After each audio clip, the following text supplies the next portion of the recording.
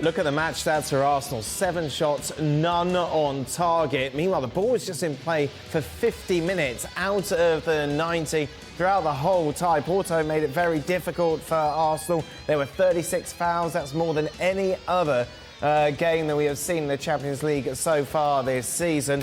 Jules, I want to start with you. Is 1-0 a fair representation of this game?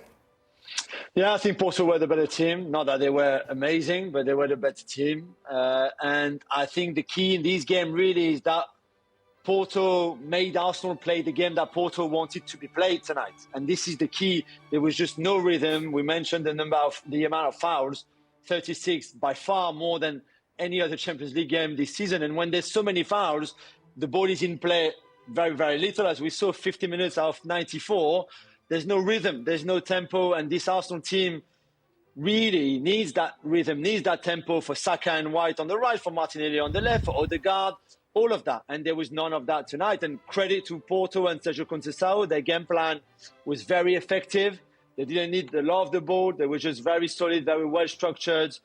And just really prevented Arsenal from playing their own game and have that rhythm in the game. And it's not pretty, and it was a very boring game, to be fair, but it was very efficient for them. And now you will have to say that they go into the second leg with that huge advantage, even if it's just one goal. It's massive because they can well go to the Emirates in 3 weeks' time and do exactly the same. Porto channeling their old school Atletico Madrid. Well, they've played them often enough. Yeah, that's true. I look at the lineup as well, and I don't want to go off on my weekly Kai Havertz, but going away from home, Declan Rice was booked after a minute, right? So he's now your most defensive player. He's on a tightrope, right? He's on a tightrope. But even before that, if you look at the team selection from the start, I would have preferred something similar to what they did against Liverpool at home. I'd have Jorginho and Declan Rice, because it not only gives Rice more freedom to go and help Odegaard and get around the pitch. Obviously, hindsight's a wonderful thing, but it would have helped with that booking. But I think from the start, that would have helped as well. And so when you go away from that and it's more of an attacking midfield, which is fine. It's fine when you're playing Burnley. It's fine when you're playing West Ham and you're taking 6 off them and that kind of thing. But he changed it for the Liverpool game because it was a big game, right? Because it was a big game and they had to control the middle of the park. And I'm slightly surprised that he went with what's been working for him recently against these weaker sides in the Premier League. Because one thing Porto are they're an experienced side at this level. They've seen this movie quite a lot of times, and that's the way they played the game, with all the little stops and starts and all the tricks in the book. And they'll do it again, as Joe said, at the Emirates. And so I was a little surprised at that. Not really too much with any of the other team selection, and it might not have helped the way they played, but I do think that would have helped the midfield, with Jorginho with his passing and controlling the game, and Rice to do a bit of a pivot of both. Be beside Jorginho, but get up and support the front players and get in the box, which he does so well as well. So that, for me, was a surprise. Do you agree, Jules? Tell me how. Yeah, I do. I think, but again, we've talked about the lack of experience of that squad in general, and I think Pep tonight has more Champions League appearances than the whole of Arsenal starting lineup, which is the thing, whether you believe in experience at that kind of level. The ball that Martinelli gives away on the Galeno goal, before the shot, before we can discuss Raya's positioning, all of that, Martinelli should never try to play that pass forward. There's no need. It's the 94th minute. Keep the ball, draw the foul on you. It's a 0-0 draw. You go home happy because you didn't play well. A 0-0 draw would have been a good result tonight for Arsenal. And yeah, Martinelli tried that pass. It's a hard pass. And then you get done on the back of that. So all of that, and I think Arteta, his game plan and maybe preparation, he said it himself after the game, he said, we have to prepare better for a game like this. And maybe they underestimated Porto's form because in the league they haven't been great recently. There's a lot of issues within that squad, within the club, before the election for the presidency. There's a lot of players injured as well. So maybe they didn't prepare like they should have had. But the fact is that nobody from Arteta to the players were really at the level that we expected them to be tonight. What did you make of Craig's criticism of Raya, Frank? Is that fair? On Craig's what? Way of what? The Arsenal goalkeeper. Do you feel that someone with a bigger wingspan could have made the saver? Yeah, no.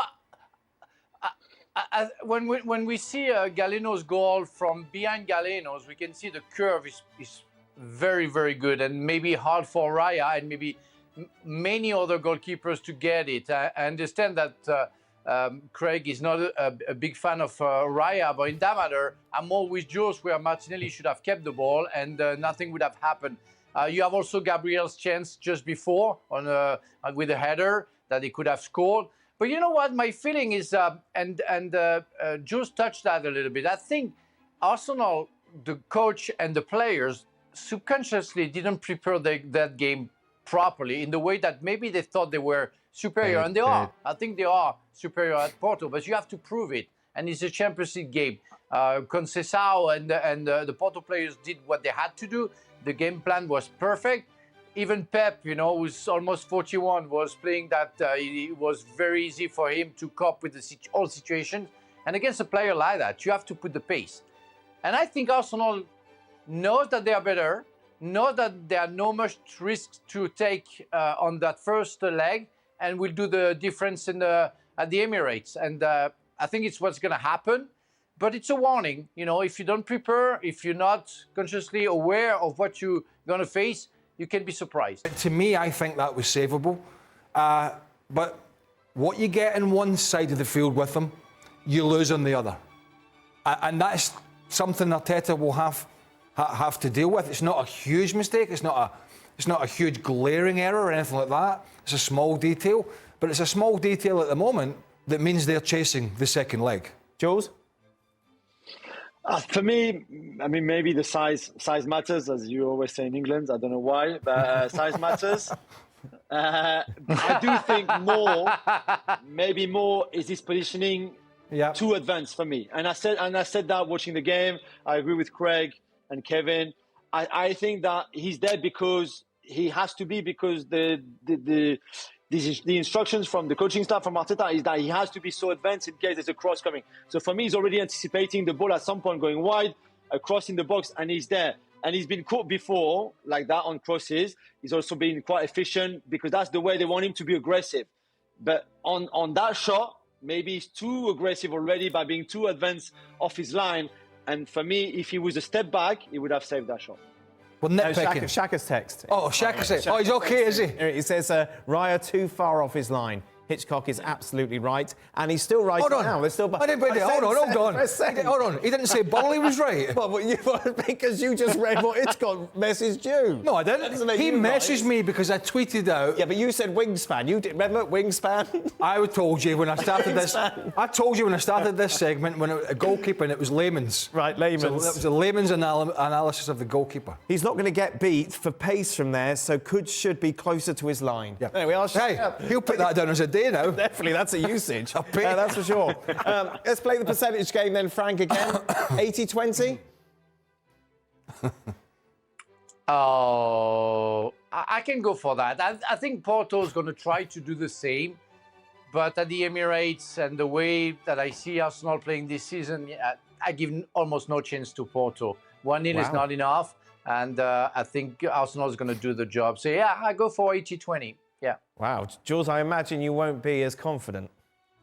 No, I think it'd be tight. I think they are capable to go to the Emirates and just defend for 90 minutes and defend well. So I wouldn't be surprised if it was going to extra time, for example. So I'll go much lower than Frank. I'll go 55-45 Arsenal. I still think Arsenal can do it. So they need to be in front in the percentages. But yeah, 55-45 for me.